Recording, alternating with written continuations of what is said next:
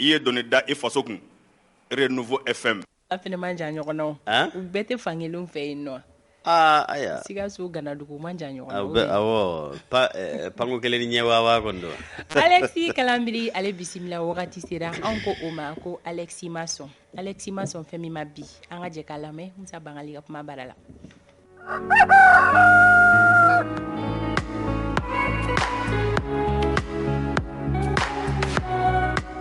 An ka dugu kɔnɔ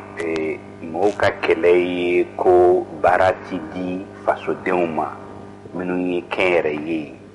ko baara ti d'u ma a tila bɛɛ bi taa di yɔrɔ wɛrɛ la ayiwa sariya caman tara sisan gouvernement la ni bureau kɔnɔ minɛnw bɛna san tabali ni chaise bi san ko a baara ka di an ka mɔgɔw ma ayiwa sojɔ b'o cogo la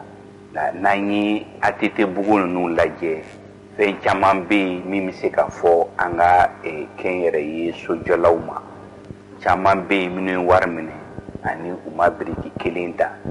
caman bɛ yen minnu ye a daminɛ u ma laban wa minnu yɛrɛ ye a laban a dɔw ka so kɔni o ye n t'a si dɔn ye ka tugu fɛn fɛn y'a sɔrɔ u ye baara wɛrɛ k'a la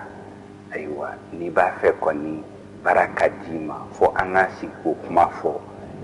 minnu ma kɛ ka ɲɛ a ka jɔ u la ani o kelen kelen ka bɔ mɔɔw cɛ la walasa baarakɛlaw baara ka di olu ma ani minnu ye tiɲɛnikɛla ye u ka taa fɛn wɛrɛ ɲɛɲini nka a kɛlen don cogoya min na bɛɛ bɛna gosi ni bere kelen ne ma sɔn min ma o y'o ye.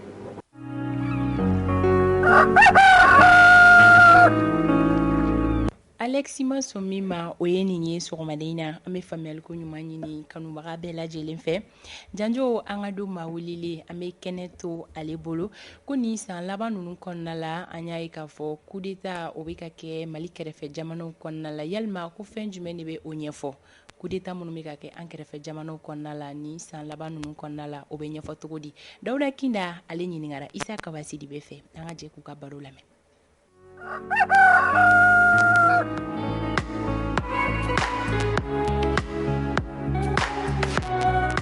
Dawuda Kinda i ni sɔgɔma. Isa Kabani cɛ ni sɔgɔma. Dawuda Kinda an y'a ye k'a fɔ kabi san 2020 farafinna worodugu yan fan fɛ fanga dafiriw sɔrɔsiw fɛ a bɛ ka segin ka na dɔɔni dɔɔni. E min ye lakanako o dɔnba ŋana ye e bɛ kalanbulon jumɛn sɔrɔ nin kɔnɔ sɔrɔsiw ka fanga dafiri a ka segin ka na an ka farafinna worodugu yan fan fɛ. Ayiwa Isa Kabani ye jateminɛ kɛ k'a fɔ ko sɔrɔsiw ka fanga dafiri an kun wagati dɔw la an kun y'a ye i n'a fɔ an ka yɛrɛma hɔrɔnya ta wari ani 1960 wagatiw ye. An ye régime militaire camanw nana aw yɛrɛ fɛ yan Musa Tarawele tun bɛ aw san 26 yɛrɛ kɛ fanga la. An y'a ye a caman ma laban sababa ma kɔfɛ a tilala ka yɛlɛma ka kɛ bɛɛjɛ fangaw ye. Nka malheureusement bɛɛjɛ fanga minnu nana san 1990 kɔnɔnaw na u nana ni projet baw ye a bɛ fɔ minnu ma ka fanga segin so ka bɛɛjɛ fanga di bɛɛ ma bɛɛ k'i da i tɛ se ka i nin don jɔli ni faso taaɲɛ la cogo min. Mais malheureusement u ni jɛkulu dɔw farala ɲɔgɔn kan a n'a fɔ ma institution de Bretton Woods parce que ko in bɛɛ bɛ wari ko de kungelenna ɲini i ka kaba. Institution Bretton Woods ninnu ye juru dɔw la an bɛ se k'a fɔ juru ninnu don jurujugu kun don kɔrɔbɔjuru kun don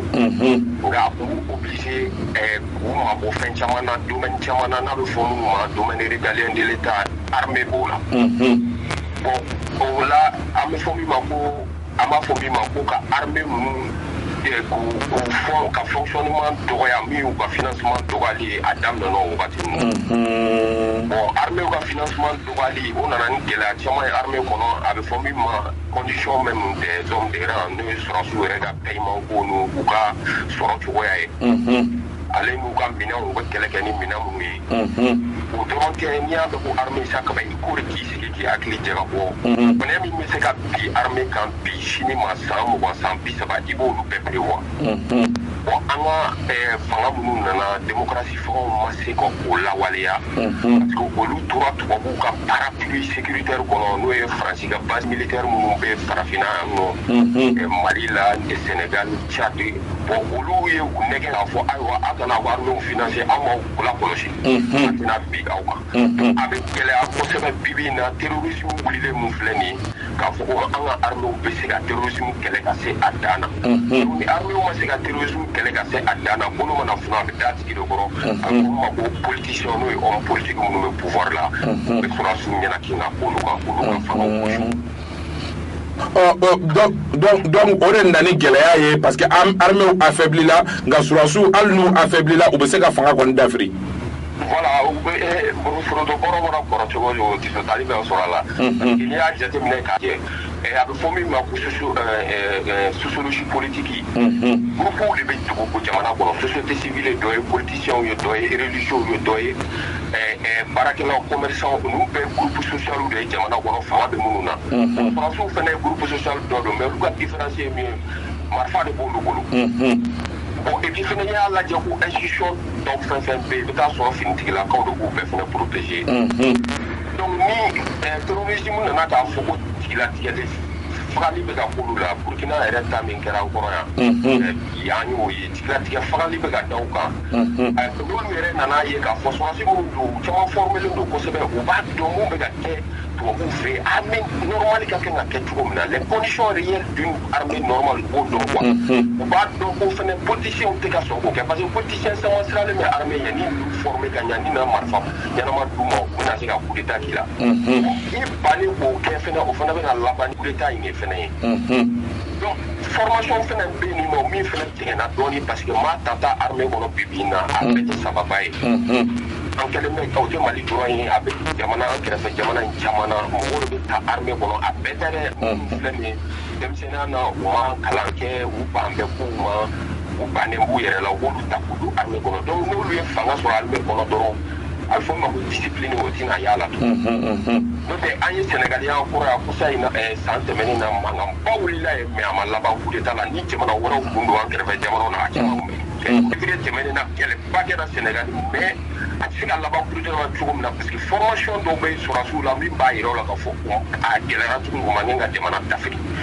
aywa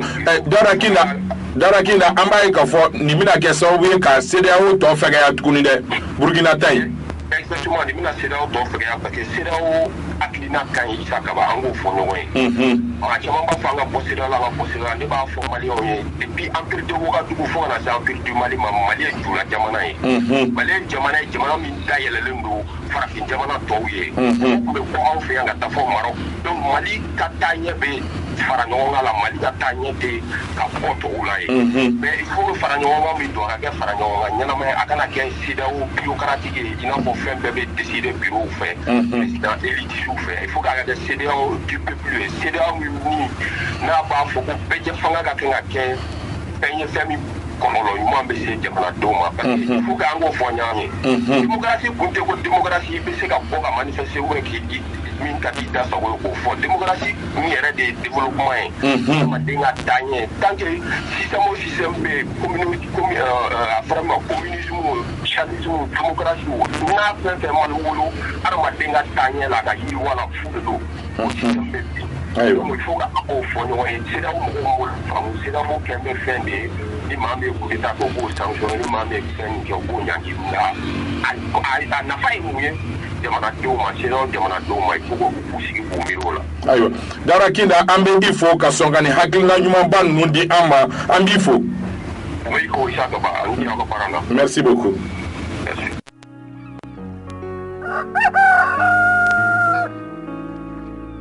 Nin tun ye anw ka don ma welele Dawuda Kinda ale ka laseliw ye an bɛ faamuyali ko ɲuman ɲini aw bɛɛ lajɛlen fɛ Janjo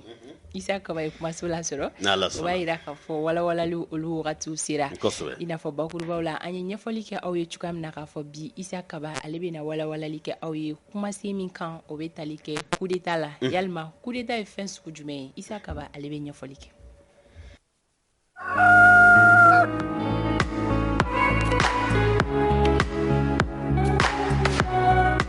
Isa Kaba Siribe nga foli bi ye fanta to mota foli jara nyembe foli commencer ki di ma ka foli di Idrissa Siribe Janjo Masama ka lamɛnbaga n'a filɛbaga bɛɛ lajɛlen fo mana kɛ fan o fan. sɔgɔmada in na i taara n'an ye Moro nabaga gun kan dɛ i ka fini ɲɛna.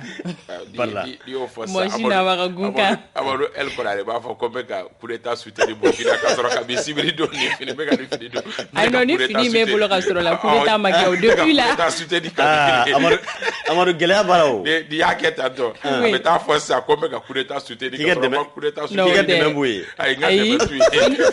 Fini bɛɛ n'a don wagati de don peut-être a donna ka bɛn wagati dɔw dɔrɔn de ma. Fanta lala mɔgɔ t'a dɔn n'a sɔrɔ a ka dɛmɛ bɛ dami ba ye dɛ. Aw ka na kaba ka fini don cogo aw kana n'o interpréter cogoya wɛrɛ la. N ka dɛmɛ tɛ yen. Aya basi dɛ ne Kaba bɛ bisimila. Saha. An bɛ don an ka baro kɔnɔ. Awɔ. Sɔgɔmada in na i ye kumakan min suganti i bɛna ɲɛfɔli kɛ kumasen min kan o bɛ tali kɛ coup d'état la yalima coup d'état ye fɛn sugu jumɛn de ye. I y'a fɔ cogo min ni wagati min kuma min bɛ da la jagoya don an bɛna ka na dɔ fɔ o la wa nin kuma in yɛrɛ fɛnɛ ni tubabukan n'a nasiraw don ka sɔrɔ kɛ anw fɛ yen nɔ fanga dafiri bɛɛ ye fanga dafiri danfara bɛ fanga dafiriw ni ɲɔgɔn cɛ n'i taara tubabukan yan fan fɛ tubabukan na un coup d'état est un renversement du pouvoir par une personne investie d'une autorité de façon illégale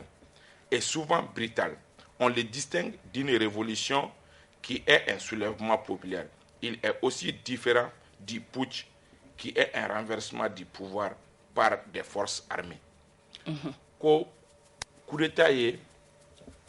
fanga dafiri de ye fanga dafiri min n'a bɛ kɛ maa dɔ fɛ nka a tɛ kɛ sariya kɔnɔ jamana sariyaw ye nin de fɔ k'a fɔ ko mɔgɔ bɛ kɛ jamanakuntigi ye nin de hukumu kɔnɔ i bɛ tɛmɛ nin sira de fɛ walasa i ka kɛ jamana ɲɛmaa ye ni maa o maa nana fanga la k'a sɔrɔ i ma tɛmɛ o sira fɛ o bɛ wele coup d'état sariya sariya basun ye sariya sunba ye o kɔrɔ ye k'a fɔ n'i ye fanga dafiri k'a sɔrɔ sariya sunba ye fanga tacogo ɲɛfɔ cogo min sariya sunba ye fanga tacogo ɲɛfɔ cogo min par exemple anw fɛ yen nɔ sariya sunba ko ni mɔgɔ min bɛna jamanakuntigiya la o bɛ tɛmɛ kalata de fɛ kalata fan fila fan fɔlɔ ni a garijɛgɛ ma se k'a kunnaja walasa a k'a ta tako kelen na n'a ni maa min taara tako filanan na n'o jaabi kɛra min ye ni min ka kuru cayara ni bɛɛ ta o bɛ kɛ jamanakuntigi ye sariya sunba bɛ o de fɔ ni maa o maa ni e nana fanga la anw fɛ yen nɔ ka sɔrɔ o tɛ i bɛ coup d'état kɔnɔ jamana wɛrɛw la i b'a sɔrɔ olu ta ye sariya sunba b'a fɔ k'a fɔ ko député maa hakɛ min ni o b'i ka parti bolo e ka parti kɔnɔna la olu bɛ jateminɛ kɛ k'a fɔ e bɛ anw cɛ la anw y'a décider e de ye anw ka jamana ɲɛmɔgɔ ye ainsi de suite danfara bɛ jamanaw ni ɲɔgɔn cɛ o kɔrɔ ye k'a fɔ jamana bɛɛ ta tɛ directi mɔgɔ kelen ka n'i jɔ k'a fɔ ko n bɛ kɛ jamanakuntigi o bɛ o yira u ko coup d'état ko danfara bɛ ani soulèvement populaire ni ɲɔgɔn cɛ soulèvement populaire ye min ye maa dɔ bɛ fanga la a ye wagati jan kɛ walima a ma wagati jan yɛrɛ kɛ maaw kelen kɔ ka kala ta ye maaw nana ye k'a fɔ ko an ye danaya min da k'a tɛ ka danaya minɛ an fa jamanadenw ka bɔ ka jama caya ka manifestation kɛ ka dimiw kɛ fo tiɲɛniw ka bɔ a la o tigi ka gɛn ka bɔ fanga la ko o tɔgɔ ye k'a fɔ ko soulèvement populaire o misaliya surun ye min bɛ ta anw fɛ yan nɔ o ye jamanakuntigi kɔrɔ ala ma hinɛ Musa Tarawele ale ka bɔli fanga la u b'o o qualifier i n'a fɔ révolution o ni fanga dafiri tɔ minnu kɛra anw fɛ olu tɛ kelen ye u ko fana ni ko danfara bɛ ani fanga dafiri na suguya dɔ fana cɛ min bɛ wele ko putsch ko putsch ale ye fanga dafiri min n'o bɛ kɛ sɔrɔsiw fɛ o kɔrɔ ye k'a fɔ kabi anw bisimila anw bɛ fanga dafiri minnu ye coup d'état do mais spécifiquement putschw de do o de kama kuma dɔ la a bɛ digi an ka mɔgɔw la a bɛ fɔ an ka fanga dafirilaw ma ko putschiste fanga mana dafiri finitigi marifatigi fɛ dɔrɔn o ye putsch de danfara fitinin b'u ni ɲɔgɔn cɛ o bɛ don fanga dafiri coup d'état hukumu kɔnɔ mais coup d'état putsch de do mais o tɛ révolution populaire ye donc ni danfara ni fitinin bɛ o b'a jira k'a fɔ min ka ca anw ka farafinna worodugu yan fan fɛ walima an ka farafinna yɛrɛ o ye putsch de ye fanga dafiri finitigiw fɛ o de ka ca farafinna yɛrɛ fanga dafiriw la kelen-kelenninw bɛ yen minnu kɔni kɛra révolution populaire ye i n'a fɔ Sudan ta kɛra cogo min o tilala ka laban jama ye wuli ka jɔ kɛ nka a baara tuma o tuma a bɛ kun cɛ finitigiw fɛ mais a bɛ nɛmɛrɛmɛtu k'a kɛ ko révolution don k'a sɔrɔ a ka gɛlɛn civiliw ka taa don fo palais kɔnɔ k'a fɔ k'u bɛ jamanakuntigi minɛ donc a caman bɛ yen nɔ a révolution mana gan ka gan cogo o cogo i b'a sɔrɔ finitigiw de b'a tɔni para fɛ. D'accord.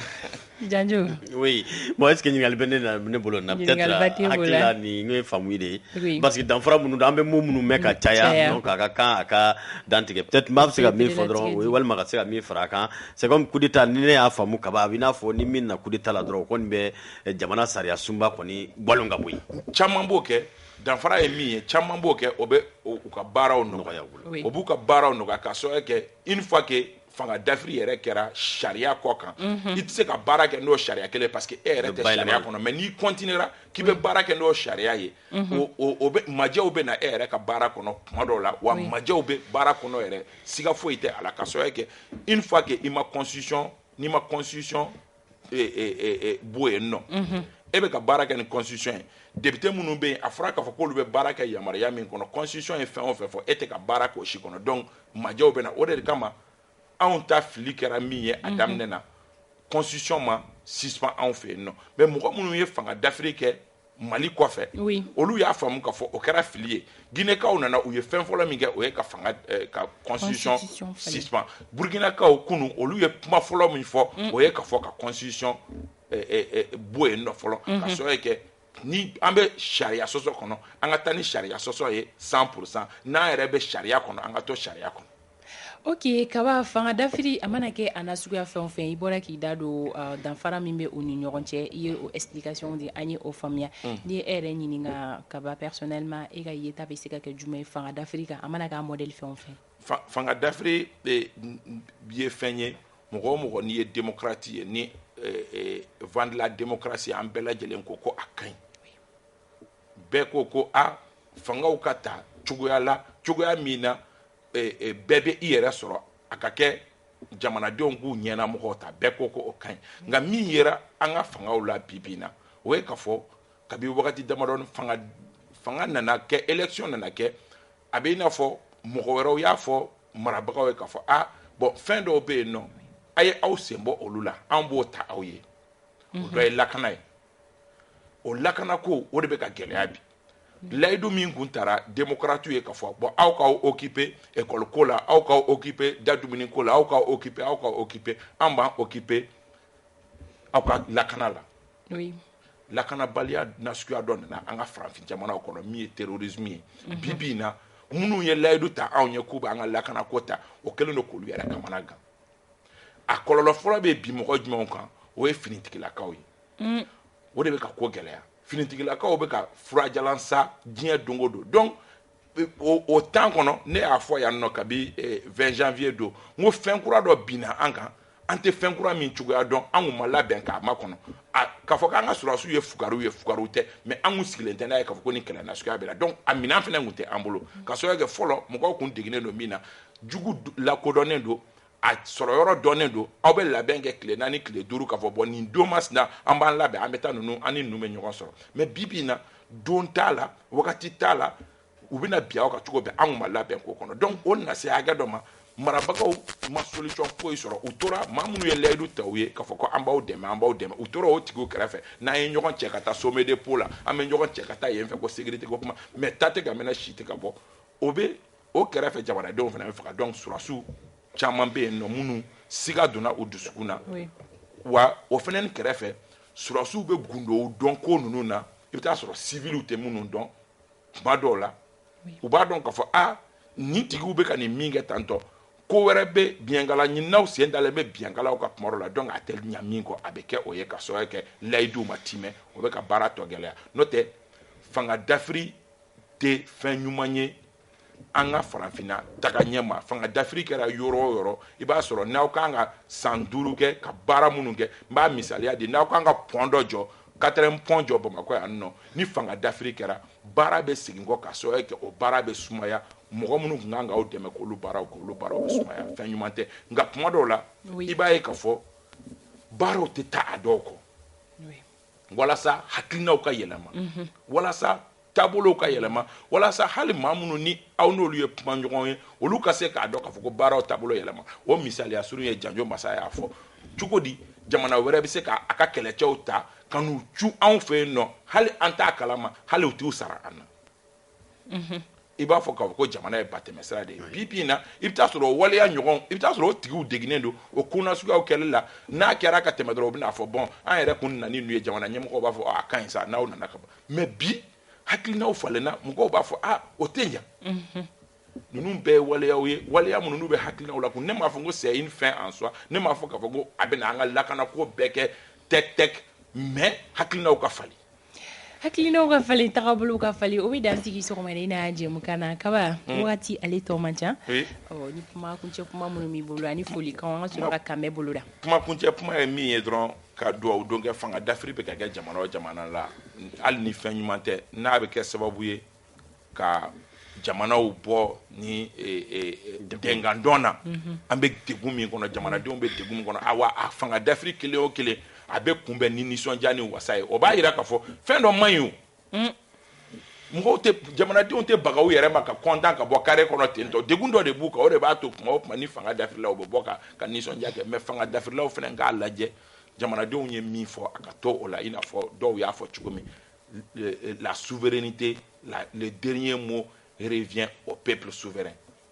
o la an bɛ foliba di Bamindaw ma yan fo Segukaw fɛ yen nɔ a bɛ jamukan in kanubagaba don a terikɛ ani a barokɛɲɔgɔn Madu Jara ORTM baarakɛla kɔrɔ don an bɛ a fɔ k'a waleɲuman dɔn ka Makɔnɛ fɔ radio ɲɛlɛni o ɲɛmaaba don Aba entrepreneur don Segukaw fɛ yen nɔ Tanti Rokia Tanti Naba Sisoko Madame Kulubali an bɛ a fɔ a furumuso ni o ye Malamini Kulubali ye an bɛ foli du bɛɛ lajɛlen ma groupe 7/7 mɔgɔw WhatsApp sanfɛ an b'u bɛɛ fɔ an ka bayɛlɛmalikɛla bɛ Usmane Kulubali ni fɛn o fɛn bilala tubabukan na an ka groupe WhatsApp sanfɛ ale bɛ se k'a bayɛlɛma bamanankan cɛ in na k'a Kulubali an ka foli b'a ye Janjo n'ala sɔnna Fanta an b'i fɔ ani Kaba y'a fɔ cogo min na an kɔni b'a dɔn k'a fɔ laɲini ye mun ye o ye jamanadenw ka hakilina n'u ka haminaw bɛ se ka ta bala cogo min na o kuma an bɛ dugawu kɛ k'a fɔ gɛlɛyaw bɛ tiɲɛ yɛrɛ la farafinna jamana caman na sanko bi Burukina bɛ dangan min na an bɛ dugawu kɛ Ala ka jisuma kɛ a fura ye u ka bɛn kelen kan a ka kɛ k'a dɔn jamanadenw ka hakilina n'u ka hamina ye k'u fo k'u waleɲuman dɔn a ka foli belebele di an ka musokɔrɔba fana ma Dɛwɔ Bacili Senu a fana bɛ jɛmu lajɛ kosɛbɛ min ye k'a dɔn Yugudu Danba ale bɛ Kati Malibugu la Kulikɔrɔ min bɛ Bayeni Santara ko fɔ a n'a denmuso Fanta Danbele an b'u fana fo min bɛ tali kɛ Kayi gouverneur Colonel Musa Sumare bɛ Kayi général Keba Sangare bɛ Buguni Lamine Kapore Sanogo o bɛ Kulikoro o kumana ka Mali gouverneur bɛɛ fo région ye 20 ye an k'an sinsin o kan an ka maliyɛnw kalan u ka Mali fana dɔn u nafa ka bon ko dɔ ko région ye 20 ye voilà dɔ taara n'o ye fo Facebook kan k'a b'o tigi la gosi ne ko n ko a ka kan Fanta Bogota b'a fɔ don o don hakili la région ye 20 ye nka ko u k'a bila ordre la parce que anw bɛ Joyi la bɛ position min na dɛ o de y'a place ye o de y'a position ye Janjo an b'i fo an b'i fo k'i waleɲuman dɔn n'i bɛ taa sa an b'an ka Joyi la traite waati ale sera an bɛ an kanubaga bɛɛ lajɛlen fo Jamako Tangara an bɛ sɔgɔma wɛrɛ fɛ foli di ale ma ka bɔ Ɲamakɔrɔkaw fɛ yen nɔ an b'a n'a ka denbaya bɛɛ lajɛlen fo k'a ni ce kanuya la an bɛ Kebe Kone fo ale bɛ Kanajigi la Alassane Di Baba Jibo Alassane Kamara jɛgɛ kɛnɛ f'a bɛ pan i komi Amadu ye siga don ne ka bozoya la donc an bɛ ka prévu de yira mais comme Amadu garisɛgɛ bɛrɛ t'a la donc cɛ mun tɛ o tɔgɔ tɛ a jɛgɛ ko in na an bɛ bɛɛ lajɛlen fo nɛgɛ kaɲɛ 9 Janjo bɛ fo Adel Samake ale bɛ dugu kunkanko kɛnɛ sigi 9h pile ala ma basi k'an na sini sɔgɔma 7h15 an bɛ segin ka ɲɔgɔn lasɔrɔ ala ka tile